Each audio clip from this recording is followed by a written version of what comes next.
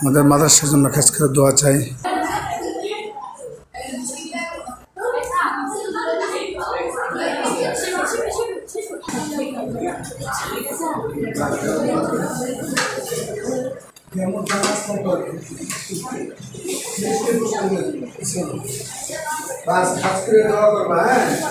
আবিদের দাদা দাদির জন্য দোয়া, আবিদের দাদা দাদির জন্য, বিশিষ্ট আবিদের দাদার জন্য দোয়া। হ্যাঁ, দোয়া করবো, মন্দির খাবার তারাও করবা, ইনশাআল্লাহ।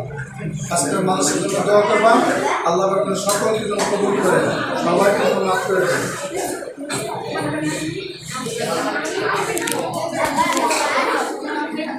এখানে একটু লক করে রাখতে হবে।